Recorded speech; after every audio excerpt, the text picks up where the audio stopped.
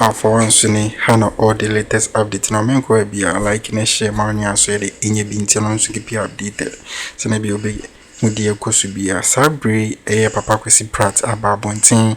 Now, said they was here good NPP MPs for any mass and yas and Ketua. Now, so what Afenyo marking? Oh, now a majority leader no. Na cedi to dollar ratio near saying. Na cedi to dollar rate near saying. Meanwhile, Bawumia and the Munyana more supporting and they can say, a year or bar arrested the dollar, not the key Akroma IGP. Meanwhile, na cedi to dollar less than a year 4 cedis. More time go do 17, and no crampono, Namo Soya Mobo a year more finance minister where Gianecono, Mobona Basso. Kwesi Pratt and Bria Canadian power say all the argument commenter these people making useless. No, not the budget no. This budget and I'm hope. Oh, Ghana must say Ghana after be debut. Yes, I bring concrete Kwesi Pratt. I mean, the time we have is not sufficient for a truly comprehensive analysis of the 2026 budget. So I'm going to focus attention on just the main issues that spring from the budget. And the first thing I'd like to comment about is last night I saw a video of an MPP member of parliament, a lady MPP member of parliament, who was asked to comment on the budget. And she said, look, go to the market, the prices are the same. Nothing has changed, in spite of the fact that they've read the budget and so on. And I was wondering, how did this woman get into parliament? Why? This woman is an Article 71 office holder. She's sitting in the parliament. She doesn't know that what was read was the 2026 budget. She doesn't know. She doesn't know that as of yesterday, the budget had not been approved. Amazing. And she's one of those people going to make a decision as to whether the budget should be approved or not. And she doesn't even know when the budget will come into effect. And she's going to make that decision. You know, so any wonder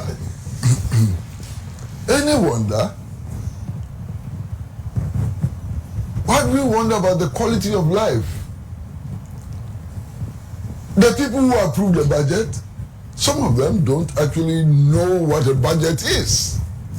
They don't know what a budget is.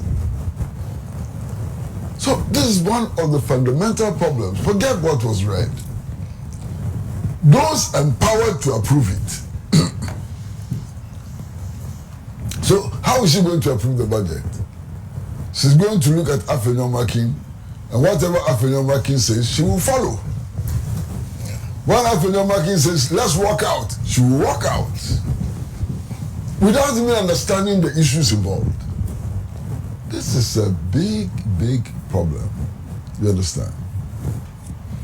But let's be serious. I have said that this business of going to the polls every 4 years to elect a government is a waste. Complete waste. Because for a very long time, as a matter of fact, since we got rid of a champion, this government has had only one government. And that government has always been the IMF and the World Bank. So when we go to the polls in 4 years and we vote, What we actually do is to change the face of the government, but the government itself remains intact. You understand? And that is true. And in fact, all my other colleagues on this panel have said so in different ways. Okay? You elect a government. By the time the government comes into power, there's already an IMF program that it must follow. It follows it for 1 year, sometimes 2 years, and then says, oh, we are leaving the IMF, and so on. In a couple of months, they come back and tell you that they have to go to the IMF, and they give all kinds of rationalizations. Sometimes they say, oh, we are only going for policy validation. Sometimes they say all kinds of things. We are not following them and all. But the truth of the matter is that it's the IMF which is in charge. Okay? And they're in charge for nothing. They give you $300 million and they control your economy, which is much, much bigger than $300 million. And so on. And so now, the other thing that I say is simply this. Take Ghana. We've been to the IMF 18 times. And the problem we first took to the IMF is still with us and getting worse. What does that tell you? One, either the IMF is a bunch of incompetent technocrats. They don't know the solution, because after 18 times, the problem is still there and is growing. So they don't know the solution. They are just purely incompetent.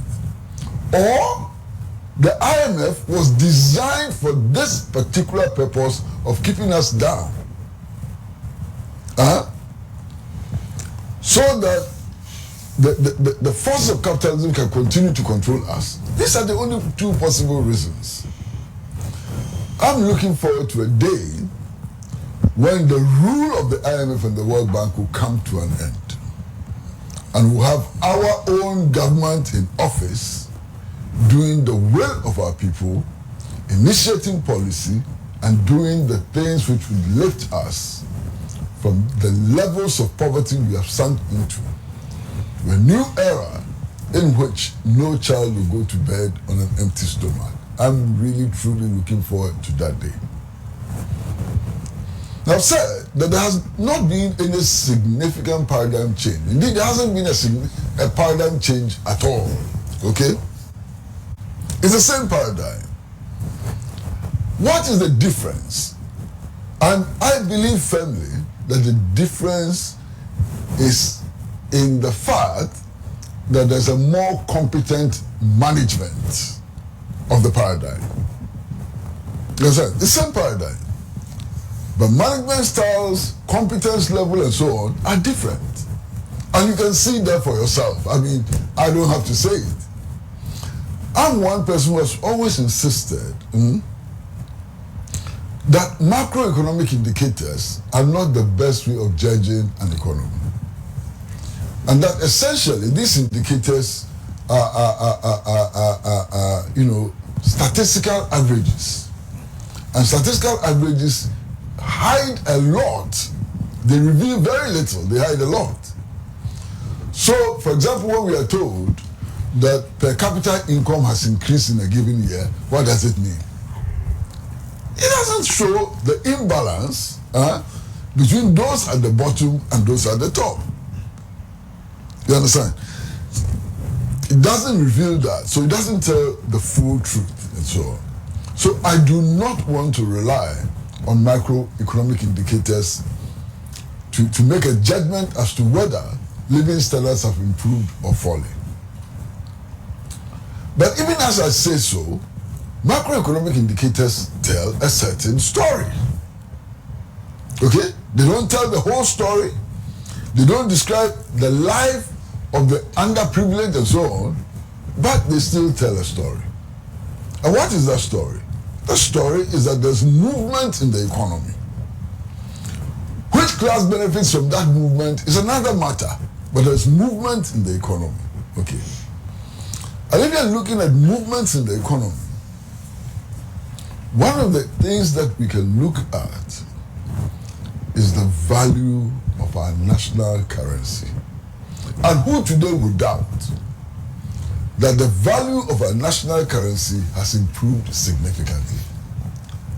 From 17 cedis to $1, we are now down to 10 cedis to $1 in a matter of 9 months.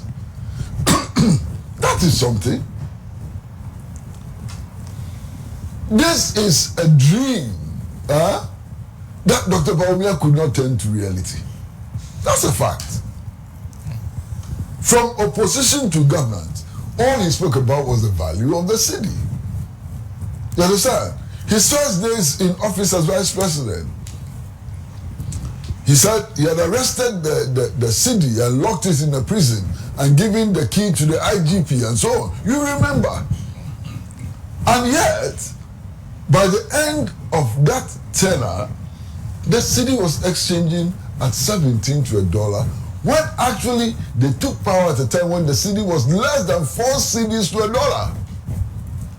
So this is something significant, at least within the context of bourgeois economics. Within the context of bourgeois economics and so on, you can see a better management of the national economy.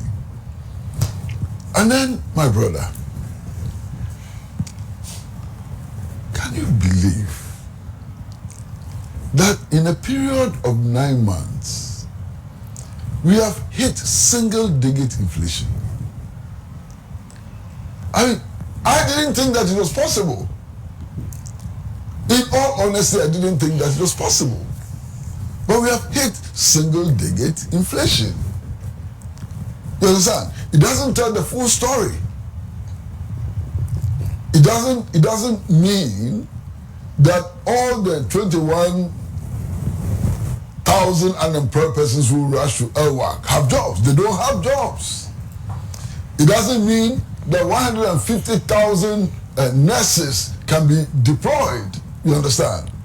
But the fact is that in a period of 9 months, we have hit single-digit inflation. And that there was another government which could not do that. That's clear. Okay? Now, some of the things that I heard in the budget statement, which excited me, had to do with road infrastructure and the declared commitment to improve road infrastructure.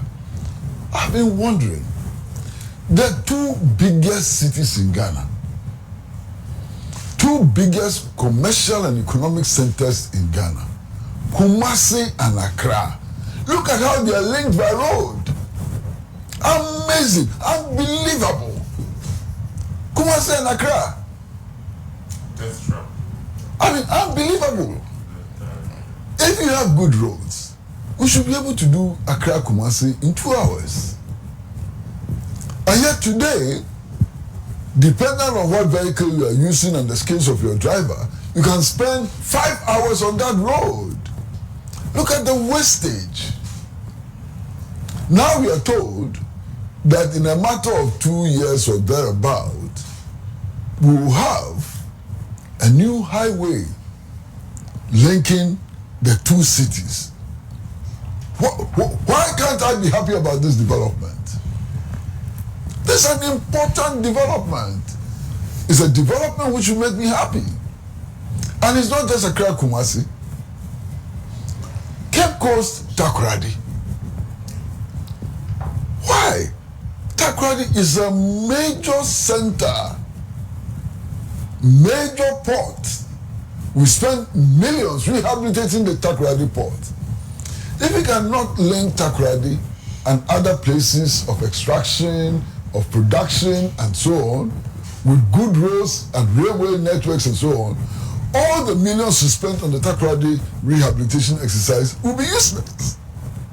So I'm happy that this has begun, you know, and so on, the big push project and so on. So I'm very happy about that. There are many other projects that excite me. For example, this idea of building 24-hour markets in all the more than 200 districts of this country. Modern markets operating on a 24-hour basis. It's an exciting development. Clearly exciting development, and I'm happy that it is happening. There is this commitment to build 200 new secondary schools. When was the last time we started building secondary schools in this country? 200 of them in 1 year. Excuse me. Now, if we continue like this, very soon we will not have this problem with placements and so on. You understand? And then the provision of furnishing and so on, it's exciting. This is an exciting time. Yes, I can understand the reservations about the Nkukon Kitinkiti program and so on, that really, it does not fully address the nutritional needs of our country. I agree. Why? I checked the statistics 3 days ago. We are spending $400 million every year importing poultry products. 400 million. Now, if that money was to stay in the domestic economy, can you imagine its impact? $400 million every year bringing in poultry products. So the Nkukon Kitinkiti project may not lead to big things and so on, but I remember the backyard gardening project that the Achapo government introduced under Operation Feed Yourself and Feed Your Industries project, and its impact on the national economy. And I want to see the Nkukon Kitinkiti project as a revisit of the Achapo program, backyard gardening. Look, in those days, people were cutting their rose flowers and planting corn. Everywhere you went, somebody was planting anything, everything in their houses, planting cassava, planting plantains, and so on. And it did make an impact on the national economy. And I'm hoping that this project will be properly guided, properly supervised, to help us make an impact. You see, if you listen to poultry farmers, one of their biggest frustrations has to do with the production of feed.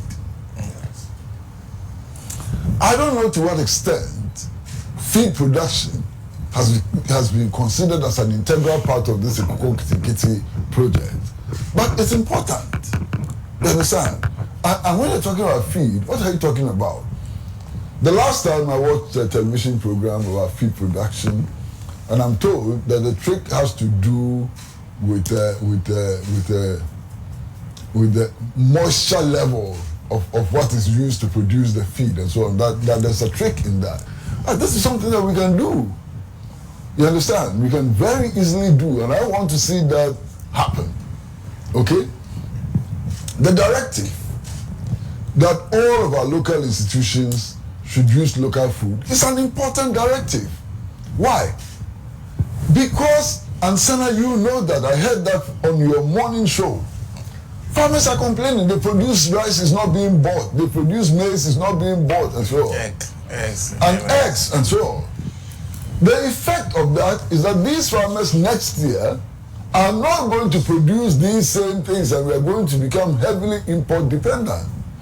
So if government has a mechanism of ensuring that what is produced is bought, is either consumed or conserved in silos or whatever, that's an incentive to stimulate local production. And there's no reason why we shouldn't eat our own rice.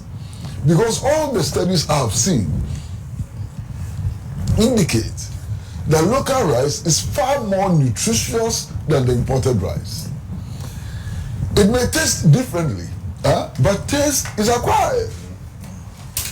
It's because we have been fed with these kinds of rice. That's why we've gotten used to it. It's not about quality, it's about taste. And very soon we will get used to the taste.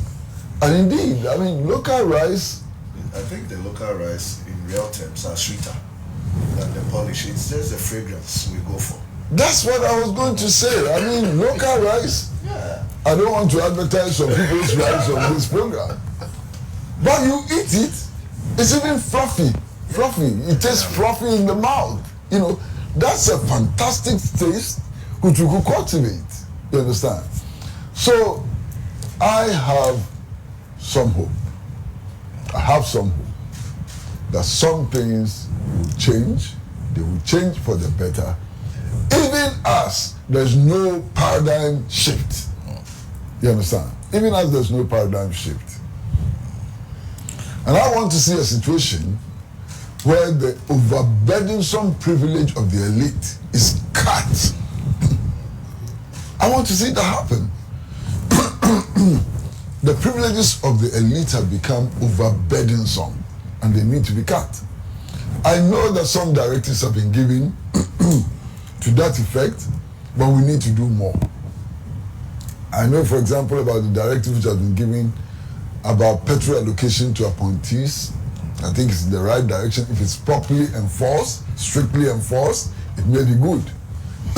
You understand? But we need to do a lot more. And I want to see a situation where all the top public servants who go for leave abroad, that situation should be cancelled immediately. Immediately. It doesn't make sense. Thank you. And after the historical background you gave, it makes that even much more funny, to be very frank. The historical background alone means that sometimes we just keep doing things. Every time for the Ankasi Asuma, Kwesi Pratt na breaking the budget down, or breaking it down, Krami United, Yatia CE. Now, when some of our teams who say there is hope again. There is hope again for every Ghanaian. So, what I say, we are Ghanaian, Sabri Mweninje. So, we are Ghanaian, pa, she speak a Mweninje. Because putting this on mine, I feel the any direction. Just on mine, I feel the who say, okay, got this right direction. At first, no, not on mine, AC.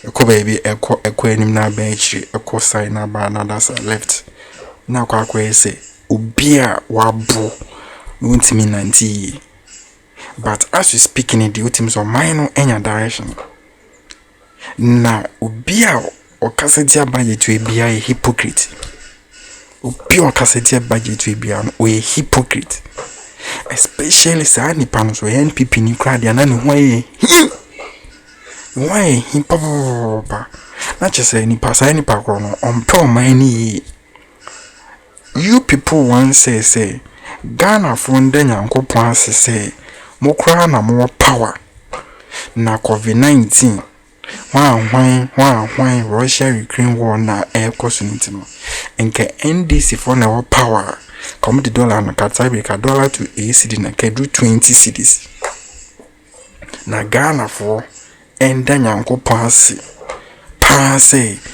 eya Akufo-Addo na eye president that time moka sansem na eja Ghana fo nim de ekoso se sana motie de moka de yema NDC for led by Mahama embe yenhwe na se sabe eye city to dollar na aba 10 11 city 10 cities oh, momo say Montiasi, I was a sabike, ewo ACDs. Nyansa pan ebiwing. Nyansa pa, kasi nyansa pa ebiwing. You people want says, enka omona o power kasarika dollar and 2 cities na do 20 cities. Nipan de adena ba 10 cities, I wasn't can do 8 cities. These are the things that omaka is in aqua kwesa Omuka sama mfonye de NTB. Omu some hypocrite. Omu some hypocrite. Because in some more can NCC so. Anytime you be manu be an na Ghana for a dimatem. Na Ghana for a cassetiamo. Omu say, Mum per mine. Mumma mbase mbabe boy. Mobile with a different agenda. Na modernam nene obiaba hwe rules awoye mo se enye said the electricity ni gina so am ka se dum so beba no electricity ni gina so mo se enye said the agric no ni Nightmare-Kwesi mo se enye said the educational system no o ma hwehwe even cry no this budget actually say on ma be 200 new SHs mo se enye dollar no to see this Kwesi mo se enye inflation about single digit mo se enye ti de mpa na yamamo de mpa na yamamo nanka Bawumia timi de dollar yi ebedru 10 series aka beda Bawumia kutini dollar nkra bedru 12 series aka beda mo tamade ni bedru 9 no endi 1 week na asa jump ko biem ekoni dirimi eno kwa na sasem no kudru 17 and right now you people are speaking say the ekosu bi anya first no enka ato force ready budget ni we ananka Bawumia press conference church the loopholes ana we no ma mekasa because when him say ato force ye adwuma adia Bawumia ni kenofra tanya no omuti bill ni ekabom no this government ato force ye so why din into what say ni ya yi pa kwase speaker team ma Afenyo ma kenen sa nkrofo no kwan mo kasai because ni mo ke bia no sebi it doesn't make sense, a waste of people's time osadi ni mo kan nyina no mo di waste Ghana for time kwa ade a went man nipa na ye wo se enye internet ne ani internet sa ma platforms sa fa kasa o kan din so ni bofu yi ba no die o say uti budget ni we ni aji say akra to kumansi lu die ba be say den kokon ketenkete aba because o say every year bia no o mine the $400 million. Can you see this simple $400 million and a kofa nkoko force every other country ba e magana every na se obi de nkoko nketenkete ba se na be ya yes and says can confess any money bi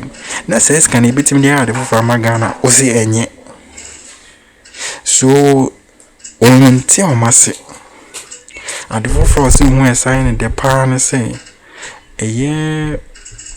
said this government person wo ye school ma enkra tom na placement no bibia be koyi just from the head to the toe no about of force and about so I rubbish Afenyo marking MPs for no comment no say ni kwa Ghana for say I'm regret because I'm a hypocrite and anyway we be to match under the comment section. Subscribe and share my news so you bin see Akroma.